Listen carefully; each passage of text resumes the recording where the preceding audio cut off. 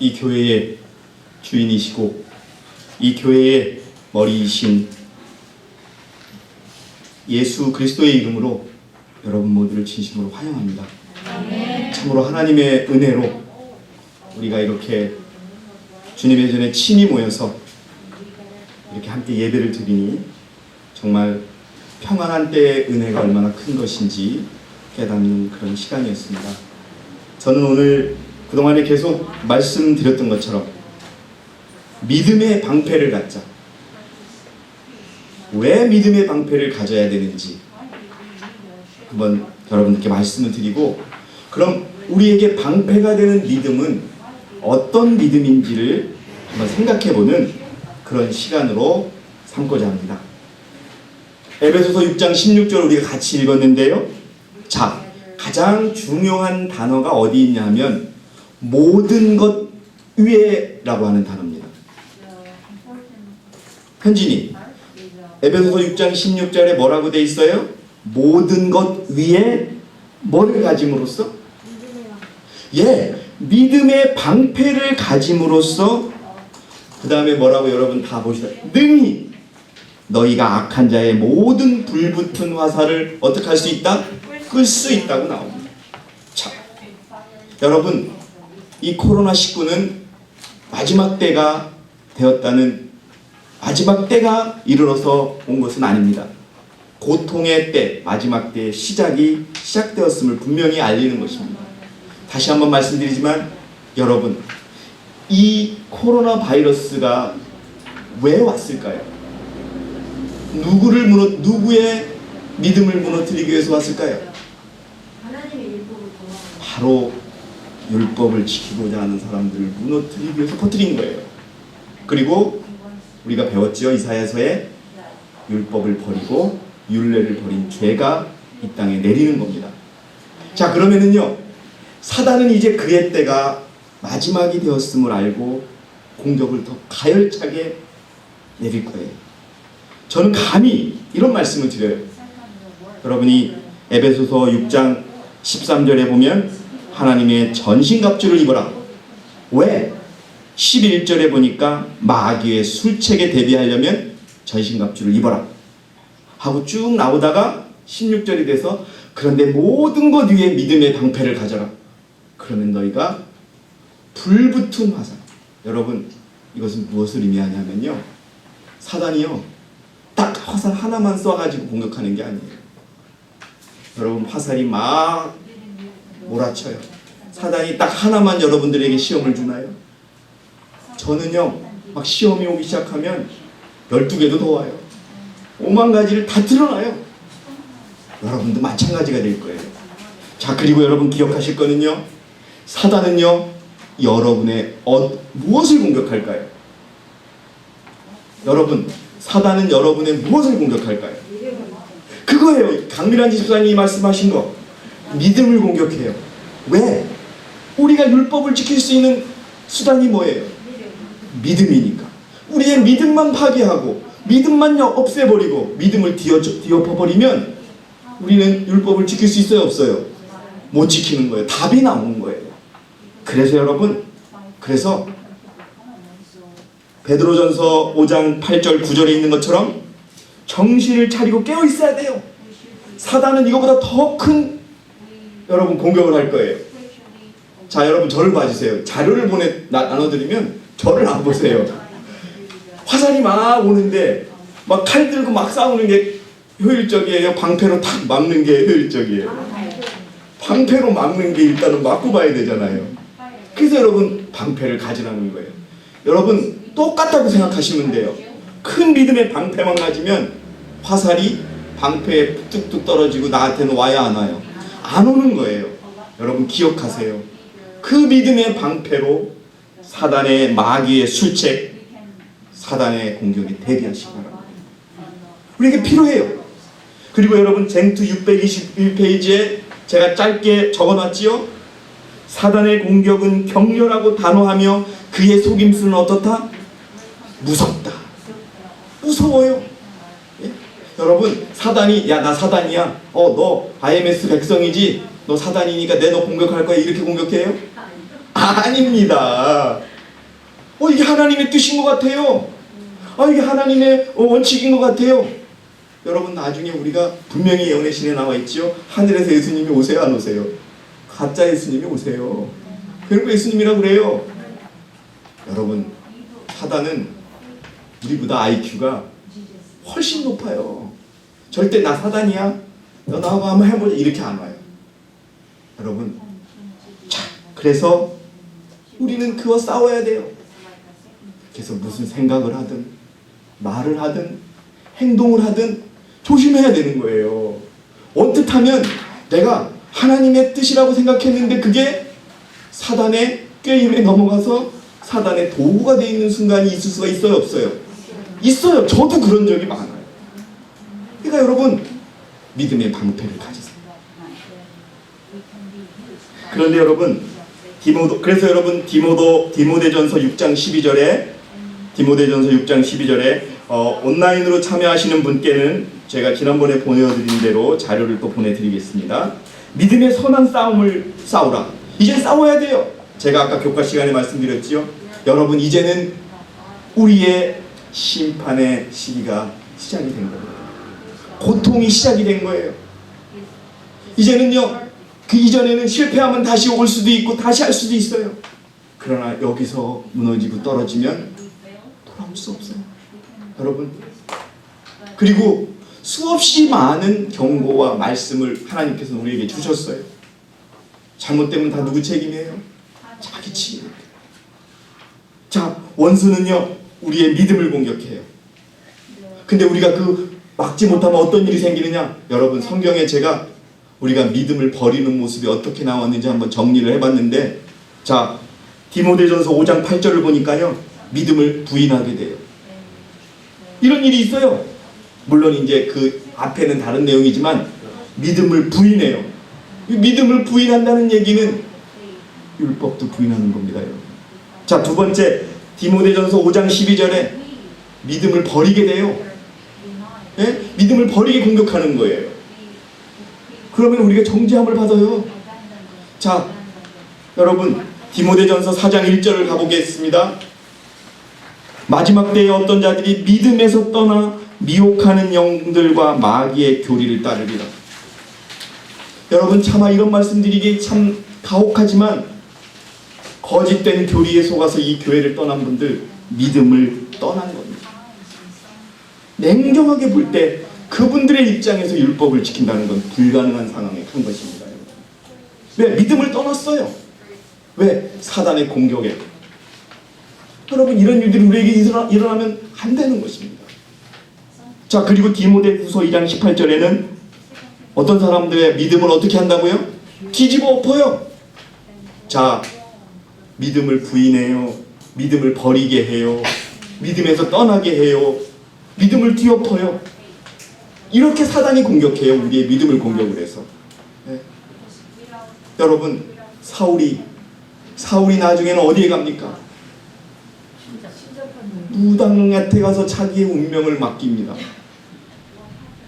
영적으로 분명히 말씀드리겠습니다. 믿음을 버리면, 우리의 생애에서 믿음이 버려지게 되면 그 일이 반드시 우리에게 일어나는 것입니다, 여러분. 그래서 여러분, 이 믿음의 방패를 가지고 사단의 공격에서 그 화살에서 막는 그런 하나님의 권면의 말씀을 기억하시고 믿음의 방패를 가지시기 바랍니다. 그런 말씀을 드리기 전에 믿음이 뭐냐? 여러분, 우리가 믿으려고 이곳에 왔어요? 윤선 집사님, 우리가 이 교회에 온 목적이 뭐예요? 집사님, 구원 얻으려고 왔죠. 우리가 궁극적으로 어떤 목적을 가지고 왔는데, 우리가 믿기 위해서 온 예언의 신은 분명히 얘기합니다.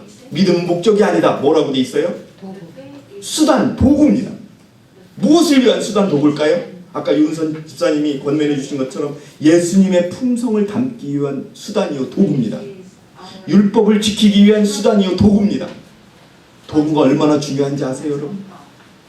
자, 농사를 집니다. 우리 김명재 집사님이 농사를 져서 야채를 갖고 오시곤 하는데, 그런 작은 게 아니고요. 자, 큰 10,000평의 땅이 있다고 한번 생각해 보겠습니다. 10,000평이면 커요? 작아요? 예? 크지요. 한마지기가 몇 평인 줄 아세요? 200평이에요. 열마지기도 큰 땅이라고 해요. 근데 열마지기면 2000평밖에 안 돼요. 예? 그거의 5배. 엄청난 부자입니다. 예? 그러면 그 농사를 져야 돼요, 목적이. 자, 그 농사를 짓는데 호미 들고 삽 들고 파가지고 짓는 사람이 농사를 잘 짓겠어요? 아니면 트랙터 딱 가지고서 한번 쫙 밀어가지고서 씨 뿌리는 사람이 농사를 잘 짓겠어요? 현진이. 당연히 트랙터 가지고 농사 짓는 사람이 더 잘 짓겠지요? 서연이 어때요? 방에 트랙터 몰라? 미안해. 그럼 어른들께 말씀드릴게요. 우리 정형제, 삽 가지고 농사 짓는 게 농사를 잘 짓어요? 아니면 기계 가지고서 쫙 하면 힘도 덜 들이고 빨리 지을 수 있죠? 그거예요. 여러분, 사실 삽 가지고 만평 농사 못 져요. 삽자루가 부러져요. 이겁니다, 여러분. 믿음은 수단이에요. 도구예요. 네?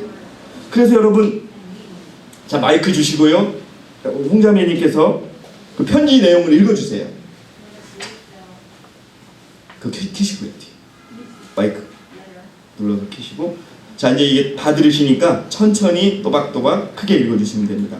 믿음은 우리 구원의 근거가 아니라 큰 축복이다. 믿음은 구원 자체가 아니라는 거예요. 그냥 축복일 뿐이라는 겁니다. 그 다음에요. 곧 그것은 보는 눈이요 듣는 귀이며 달리는 발이요 붙잡는 손이다. 그것은 수단이지 목적이 아니다. 예, 수단이지 목적이 아닙니다. 우리가 이루려고 하는 그 목적을 달성하기 위한 수단이에요. 예, 여러분 서울에서 부산을 가는데 걸어도 가지요.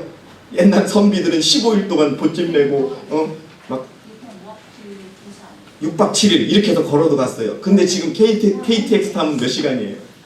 2시간. 2시간이면 부산역에 딱 도착해요. 자, 어떤 수단을 쓰시겠습니까? 여러분 약한 수단을 가지시겠어요? 아니면 강한 수단을 가지겠어요? 당연히 강한 수단을 가지셔야 되죠. 예수님이 원하시는 것이 바로 그것입니다. 예? 여러분 부산 걸어서 가실래요? KTX 타시고 가십시오. 예. 자, 여러분, 그래서 우리 앞에 놓여 있는데 어떤 방패를 드실래요? 약한 방패를 드실래요? 강한 방패를 드실래요? 강한 방패를 드셔야 됩니다. 그럼 강한 방패는 뭐가 있느냐? 먼저 약한 믿음과 강한 믿음을 보고 여러분들이 어떤 선택을 하시는지 보겠습니다. 자, 약한 믿음. 자, 데살로니가전서 2장 13절에는 우리 홍자매님 한 번만 더 읽어주세요. 저 위에 덜 읽었는데. 예? 위에 덜 읽었는데. 아, 그러신가요? 네. 죄송합니다. 그리스도가 죄인들을 구하시려고 그의 생명을 주셨다면 왜 내가 그 축복을 붙잡지 않을 것인가? 이게 무슨 말이에요? 이게 믿음하고 무슨 상관이 있어요? 우리 은진이 자매. 예? 이게 왜 믿음에서 이런 단어가 들어가 있어요? 믿음이 뭐예요? 예수님을 믿는 거 아니에요. 예수님이 우리를 구원해 주신다는 그 축복을 붙잡는다는 거예요. 어떨 때 붙잡을 때 어떻게 붙잡냐? 놓치지 않게. 그 축복을 근데 냉정하게 봤을 때 그거를 못 잡는다는 거예요, 우리가. 여러분, 그것만 잡으면 우리는 우리의 품성의 변화, 어려운 모든 변화를 다 할 수 있다는 거예요. 그래서 여러분, 죄인을 구하시려고 그의 생명을 주셨다는 걸 우리가 믿잖아요. 그걸 붙잡고 믿는 게 축복이라는 겁니다. 온전히 믿기만 하면, 그 확실히 믿기만 하면. 자, 오늘 요즘에요, 아까 말씀드렸듯이 우리가 시간을 내서 집에서 성경을 읽어요. 제 아내와 범준이가 같이 읽어요. 성경이 눈에 뿅뿅뿅 들어와요. 근데 요즘에 우리 범준이에게, 제 아내에게 이런 말을 했어요. 참 여러분, 성경을 통해서 6,000년간 하나님은 인류에게 계속 하신 말씀이 뭐냐? 범준아, 뭐라 그랬죠? 회개하라였어요. 예수님이 처음에 이 땅에 오셔서 침례받고 처음 하시는 말씀도 회개하라고. 그리고 침례 요한도 처음으로 얘기한 것도 회개하라예요. 자, 첫째 천사의 기별이 뭐예요, 여러분? 회개하라예요. 그렇게 많은 기별을 했는데도 결국 마지막 기별이라고 하는 세 천사의 기별의 첫 번째 기별도 뭐예요? 회개하라예요. 자, 그럼 셋째 천사의 기별은 뭐예요? 그것도 회개하고 율법을 지키라는 기별이에요. 6,000년 동안 그렇게 믿으라, 제대로 믿으라, 제대로 하라고 했는데 안 이루어진 거예요. 그래서 여러분 다시 한번 생각해 보세요. 내가 이 어떤 수단, 어떤 도구를 가지고 주님의 뜻을 이루려고 하는지, 나는 혹시 약한 도구를 가지고 사는 것은 아닌지, 나는 정말 강한 도구를 가지고 사는 것은 아닌지. 제가 대학을 갔더니 교수님이 그래요. 야, 니네들 공부 열심히 해야 된다고. 공부 열심히 하는데 공부가 도구래요. 공부 열심히 하면 힘들게 안 살 수 있어. 인생의 도구가 공부인 것처럼 우리 구원의 도구는 믿음인 거예요. 자, 그래서 약한 믿음은 어떤 믿음이냐? 여러 가지 정의가 있지만 저는 이렇게 한번 정의를 해봤습니다. 홍자매님 마이크를 뒤로 넘겨주시고요. 우리 현진아 받아주세요. 자, 여러분, 하나님의 말씀을 사람의 말씀으로 받아들이는 사람들, 그것이 약한 믿음입니다.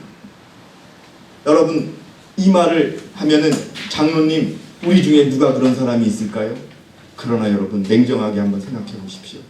하나님의 말씀을, 성경 말씀을 정말 하나님의 말씀으로 100% 우리가 믿고 살았는지, 우리가 사람의 말을 더 따르고 그 사람의 말을 더 소중하게 여기지는 않았는지. 그래서 여러분, 데살로니가전서 2장 13절에는 하나님의 말씀을 받을 때 사람의 말로 받아들이지 아니하고 사실 그대로 하나님의 말씀으로 받을 때 우리가 강한 믿음이 생깁니다. 그렇지 않으면 약한 믿음이 생겨요. 약한 믿음은요, 부러지고 말아요. 자, 그래서 여러분, 우리 현진이가 그 예언의 신을 읽어주세요. 약한 믿음이 뭐냐?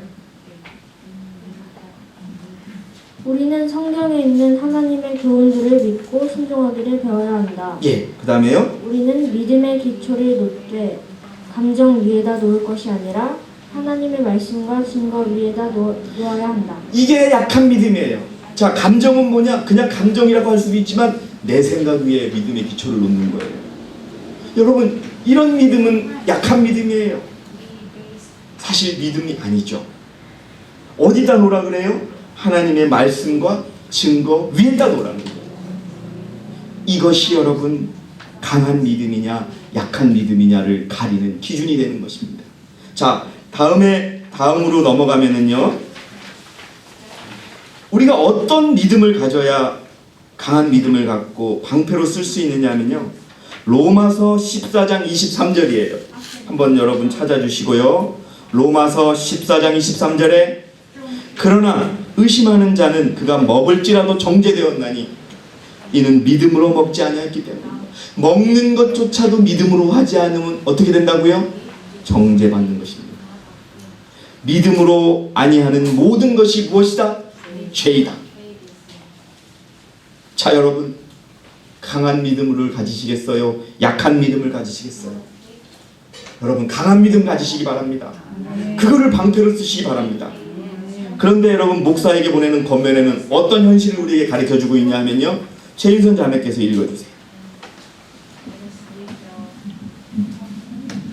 그러나 진리를 믿노라고 공언하는 많은 자들이 그들의 사상 가운데 홍수전 사람들과 소돔 거민들보다 더 하나님을 원치 않는다. 어떻게 해요? 우리는 하나님을 원하고 하나님의 재림을 원하고 그분을 닮기를 원하고 그분께 의를 구하는데 선지자는 분명히 적었어요. 진리를 공언하고 진리를 믿노라고 공언하는 사람들조차도 믿지 않는다고 하는 사람을 얘기하는 게 아니에요. 진리를 믿노라고 공언하는 많은 사람들도 어때요? 그들의 사상 가운데 홍수 전 사람들과 소돔의 거민들보다 하나님을 원하지 않는 게 현실이라는 겁니다. 여러분, 우리 자신을 냉정하게 바라보시기 바랍니다. 읽어주세요. 단 한 번만이라도 성령을 통하여 깨우침을 받아 하나님을 생각하게 된다면 그것은 그들의 모든 계략을 깨뜨려 버릴 것이다. 자신이 그들의 신이 되어 왔으며 그들의 시작과 끝이 되어 왔다. 여러분, 이런 믿음은 약한, 자기의 생각, 자기의 판단, 자기가 유리한 것만 갖다 놓고 하는 이런 믿음, 자기를 믿는 거예요. 자기가 신이 된 거예요. 여러분, 이런 믿음은 사단의 불붙는 화살을 막을 수가 없습니다. 자, 어떤 것이 강한 믿음이냐? 자, 로마서 4장 20절에서 21절의 말씀 읽어주세요. 그는 믿음 없음으로 인하여 하나님의 약속을 의심하지 아니하였고 예, 하나님께서 우리에게 하신 모든 약속의 말씀을 의심하지 않고 믿었으며 그 다음에 오히려 믿음에 견고하여져서 하나님께 영광을 돌리며 약속하신 그것을 또한 이루실 것이라고 확신하였느니라. 이런 믿음으로 마지막 시대의 모든 어려움을 이겨냅시다 여러분. 아멘. 이것을 달라고 우리가 여러분 믿음은 우리가 만들 수 있어요 없어요? 여러분 다시 한번 종로의 계단에 보세요. 믿음은 은혜요 축복이요 선물입니다. 우리가 생기지 않은 회개도 그렇고요 구원도 그렇고 믿음도 그렇고 하나님의 선물인 것입니다. 예. 그래서 여러분 어떤 일이 있어도 여러분 85세의 다니엘이 하나님과의 약속을 지키기 위해서 사자굴에 들어갑니다. 그 이글거리는 사자굴에 들어가서 하나님이 나를 지킬 것이라는 믿음을 가지고 들어갔다는 것을 기억하시기 바랍니다. 여러분. 들어갔을 때 그 사자들이 입도 못 벌렸다고 얘기가 나오고 있습니다. 사자굴에 들어가는 것이 두려울 뿐이지 우리가 하나님이 막을 것이라는 믿음을 가지면 결코 그 사자는 우리가 이길 수 있는 것입니다. 확신이 있게 살아가기 바랍니다. 우리 여러분 IMS가 진리교회라는 확신 있으시죠?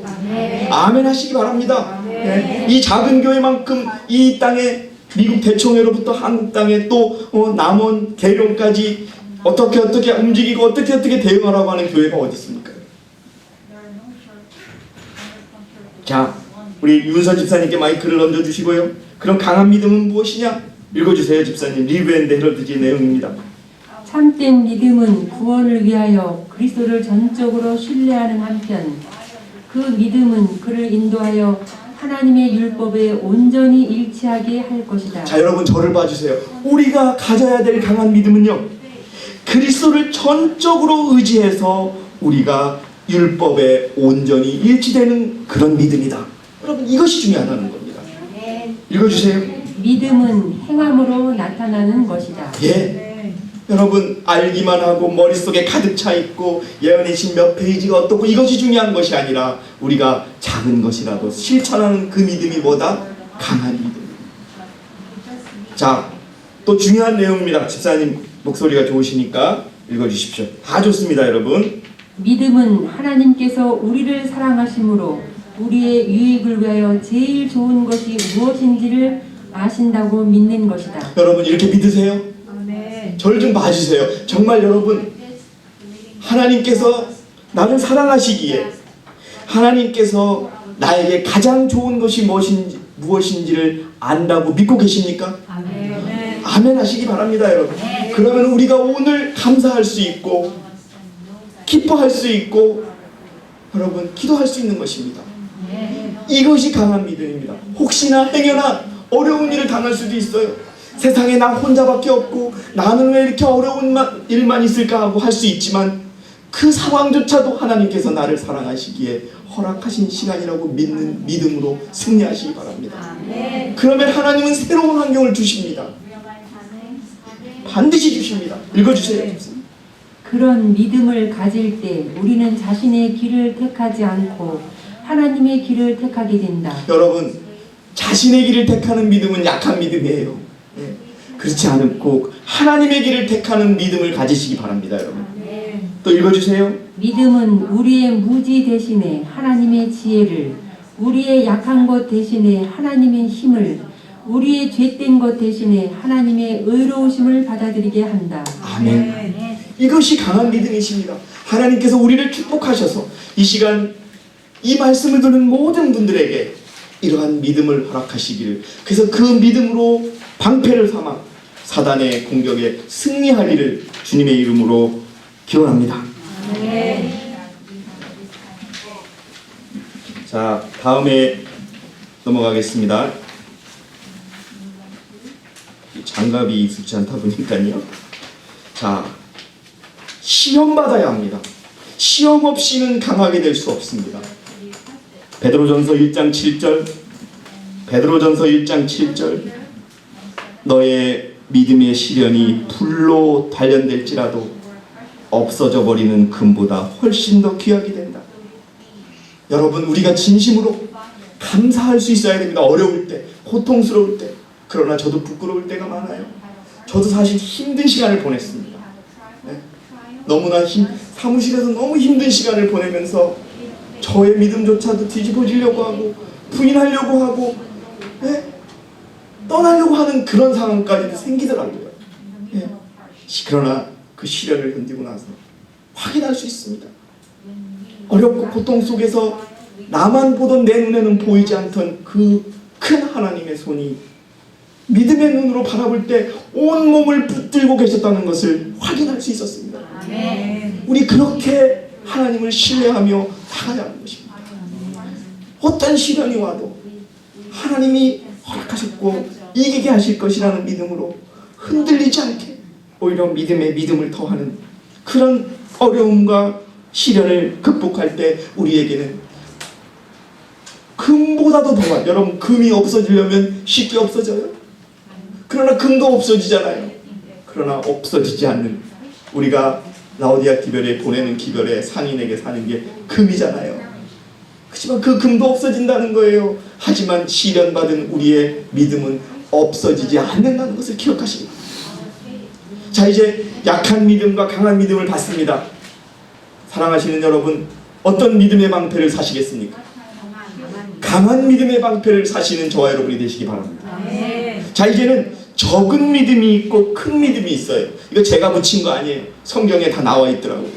적은 믿음은 언제 예수님이 적은 믿음이라고 말씀하셨느냐, 큰 믿음은 무엇이라고 말씀하셨느냐. 자, 이제 마이크를 김명재 집사님께서 받아주시기 바랍니다. 자, 마태복음 14장 30절 31절에 잘 아시죠? 갈릴리 바다에 배를 띄우고 예수님과 제자들이 쉬고 있는데, 그 배를 타고서 다들 쉬고 있는데 갑자기 먹구름이 밀려옵니다. 그때 흔들리고 의심하고 두려워하는 죄인을 향하여 예수님께서는 제자들을 향하여 믿음이 적은 자여라고 말씀하십니다. 자, 성경 구절 읽어주세요.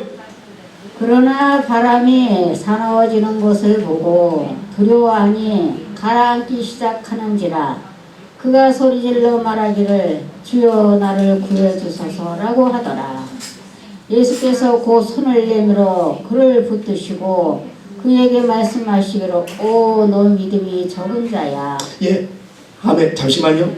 믿음이 적은 자야. 믿음이 있긴 있어요. 없는 게 아니에요. 그런데 여러분, 그 적은 믿음을 잘했다고 말씀하시는 거예요? 아닙니다. 자, 계속 읽어주세요. 어찌하여 의심하였느냐고 하시니라. 예수님이 그럴 만도 하세요. 왜요? 예수님이 옆에 타고 계세요. 여러분, 오늘 우리의 모습을 돌아보세요. 예수님은 지금 우리와 함께 계시죠. 여러분, 말씀도 예수님이시잖아요. 말씀이 함께 계시고 우리와 함께 계세요. 그런데도 우리는 두려워해요. 살려달라고 벌벌 떨면서 폭풍우만 바라봐요. 그런 것을 보시고 예수님은 믿음이 적은 자여라고 말씀하신다는 것을 기억하시기 바랍니다. 자, 영어신도 읽어주시기 바랍니다. 자신을 구원하려고 노력하는데 열중한 그들은 예수께 선상에 계신다는 것을 잊어버렸다. 예, 여러분, 결국 믿음이 있었어요. 그래서 자신을 구원하려고 노력했어요. 근데 누구를 잊어버리고 있다고요? 예수님. 예수님을 잊어버리고 있는 것은 적은 믿음이라는 겁니다, 여러분. 자, 읽어주세요. 예수께서는 자비의 봉사에 그토록 자주 쓰셨던 손을 드시고 성난 바다를 향하여 잠잠하라 고요하라고 말씀하셨다. 폭풍은 그치고 큰 파도는 잔잔하게 가라앉았다. 구름이 걷히고 별들은 반짝거렸다. 배는 고요한 바다 위에 떨다. 그때 예수께서 제자들을 돌아보시면 슬프신 듯 이렇게 물으셨다. 어찌하여 이렇게 무서워하느냐? 너희가 어찌 믿음이 없느냐?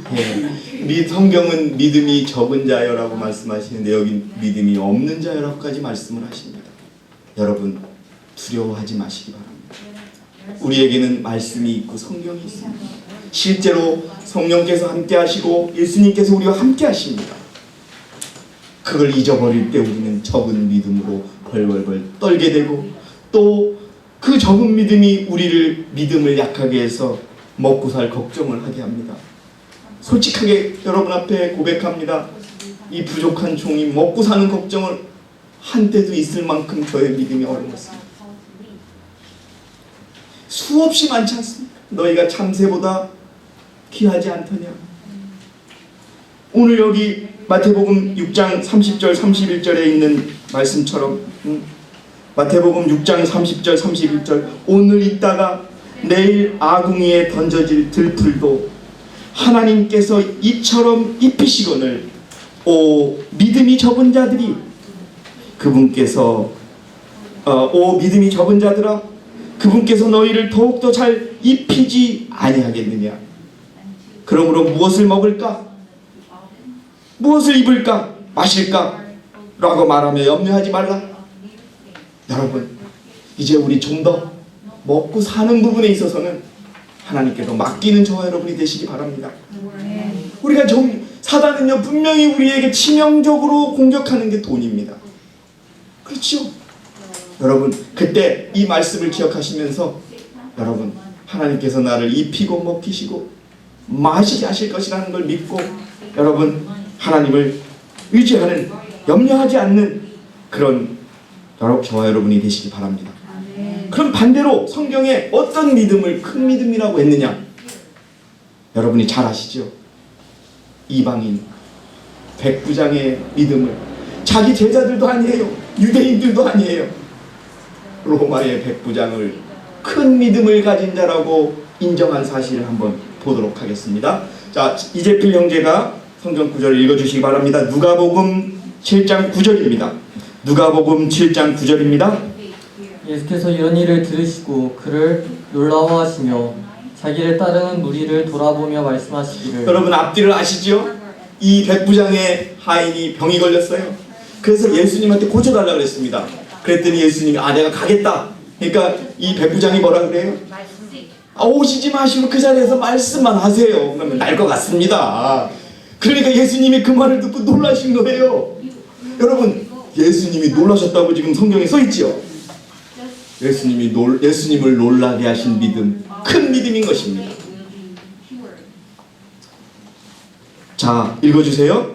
내가 너희에게 말하노니 이스라엘 중에서 이처럼 큰 믿음을 본 적이 없나니 결코 없도다 라고 하시더라. 예, 여러분 이처럼 큰 믿음을 예수님께서 못 보셨다는 거예요.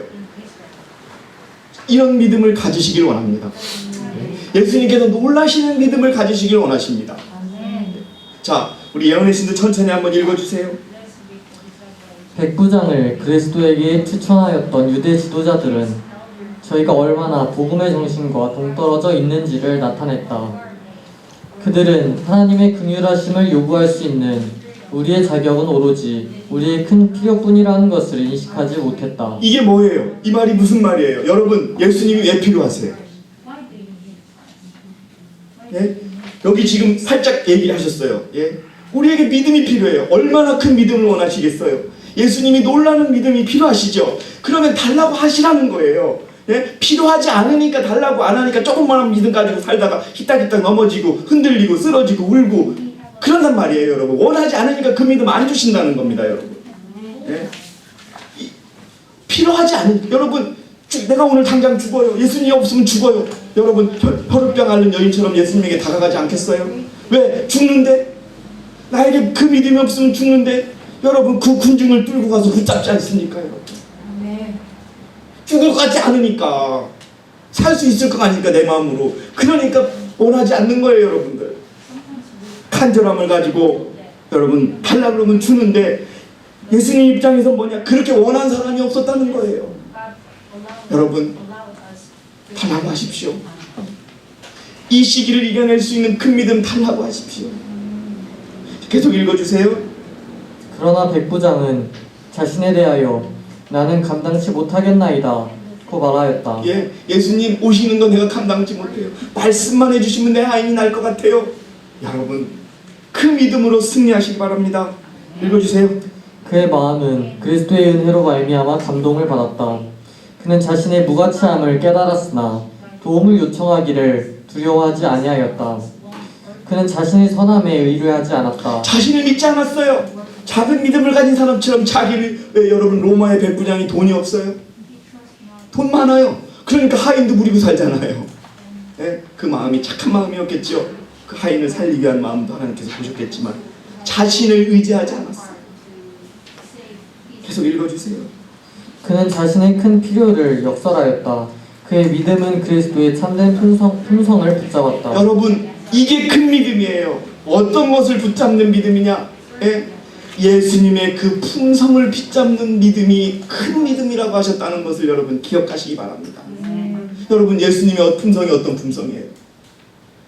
죄를 진 죄인이 살려달라고 매달리는데 고개를 돌리시겠어요? 아닙니다.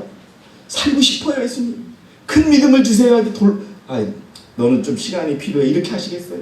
아닙니다. 예수님은 매달리면 주시는 분이시죠. 여러분, 그렇다고 해서 이렇게 또 이런 걸 달라고 그러시면 안 돼요. 예? 집 한 채 사게 돈 몇 억 주세요. 뭐 이렇게 하는 건 절대 아니에요. 자, 여러분들이시여, 이제 여러분들 저를 좀 봐주세요. 적은 믿음을 가지시겠습니까? 큰 믿음을 가지시겠습니까? 큰 믿음이요. 예, 여러분, 강한 믿음, 큰 믿음을 가지시는 성도 여러분들이 되시기를 진심으로 바라겠습니다. 그것이 믿음의 방패가 되어야 되는 것입니다. 자, 이제 우리가 내용을 정리할 것입니다. 우리 마이크를 범서에게 넘겨주시기 바랍니다. 자, 여러분, 이겁니다. 소경, 예수님을 찾아간 소경에게 예수님께서 말씀하십니다. 읽어주세요.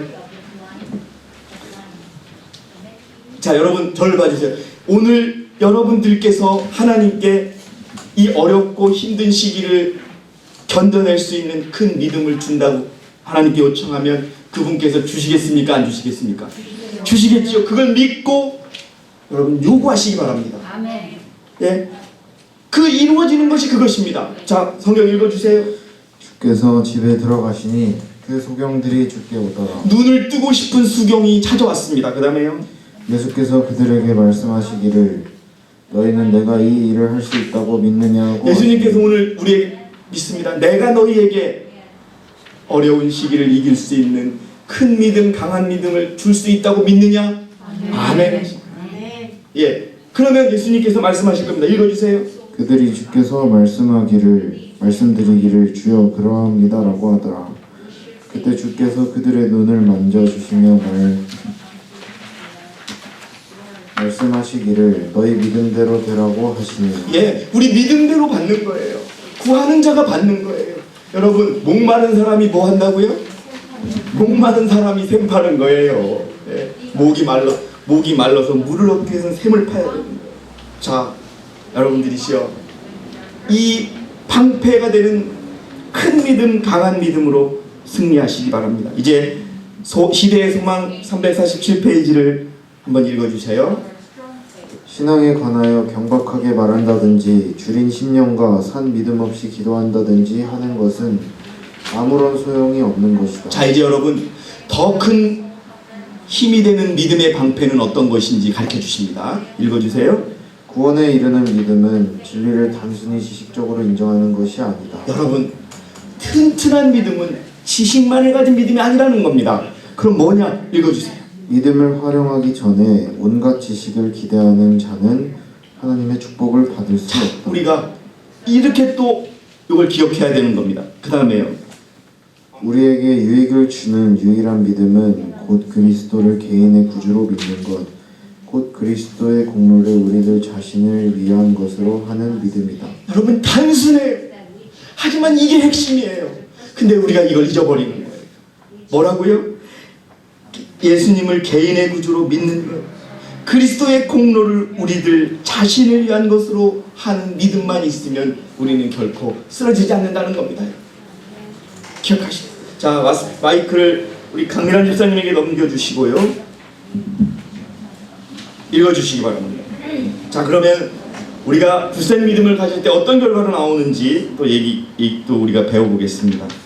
전적으로 그리스도를 의지하는 참 신앙은 하나님의 모든 요구에 순종함으로 나타날 것이다. 자, 이제 우리가요, 큰 방패를 가지고 사단의 공격을 막아야 되는데, 그러면 우리가 이제까지 배웠어요. 하나님을 전적으로 의지하는 그 큰 믿음을 가질 때 우리가 어떤 결과를 가지게 될 것이냐. 읽어주세요. 아담의 시대로부터 현재 이르기까지 대쟁투의 쟁점은 하나님의 율법에 대한 순종의 문제에 관한 것이었다. 예, 여러분 이제 우리가 정말 강한 믿음, 큰 믿음을 가지고 있을 때 우리는 믿음으로 율법을 지킬 수 있다는 것을 여러분 기록하고 있습니다. 우리가 할 수 있는 최종적인 목표는 우리가 사단의 머리를 부수는 가장 큰 우리의 증거는 우리가 믿음으로 율법을 지키는 것입니다. 이게 뭡니까 여러분? 이게 넷째 천사의 기별입니다. 18장 천사의 기별이 이겁니다 여러분. 다른 게 아닙니다. 읽어주세요. 하나님의 율법 중에 어떤 계명은 무시하고 있으면서도 하나님의 은총을 받을 권리가 있다고 주장하는 자들이 어느 시대에나 있었다. 예, 오늘 여기서 읽은 것 중에 중요한 거는 올바른 믿음, 굳센 믿음을 가는 자는 하나님의 요구에 순종하게 되는데 율법에 순종하게 되는 결과를 가져올 것이다. 여러분 이것이 중요한 것입니다. 그것이 저 사람에게 올바르고 강한 믿음이 있느냐 없느냐를 판단하는 기준이 될 것이라는 거예요.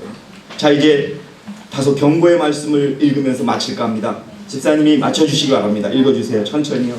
하나님께서는 당신의 백성이 임박한 위기를 위하여 준비하기를 갈망하신다. 하나님 우리가 준비하시기를 갈망하세요. 아주 간절히 원하신다는 거예요. 자, 읽어주세요. 준비되었거나 아니 되었거나 간에 그들은 모두 위기를 당할 수밖에 없다. 자, 여러분 준비가 됐든 준비가 안 됐든 위기는 온다는 거죠. 아멘. 우리 모두에게 오는 거예요, 여러분. 그 준비가 된 자는 이기겠지만 준비 안 된 자는 어떻게 되겠어요? 실패할 수밖에 없는 거예요. 그게 이제는 여러분 이 시기는 준비 안 되는데 봐주세요. 이게 안 되는 거예요. 6,000년간 준비하라고 하나님 건면하셨단 말이에요. 그 다음에 읽어주세요. 그러므로 그들의 생애를 하나님의 표준에 일치하게 한 자들만이 그 시험과 시련의 때에 굳게 설 것이다. 자, 아무나 그 시련의 시기, 시험의 시기에 굳게 설 것이라고요? 아니요. 아닙니다. 자, 11조 잘 내면 쓸 수 있다고요? 교회만 잘 나오면 된다고요? 아닙니다, 여러분.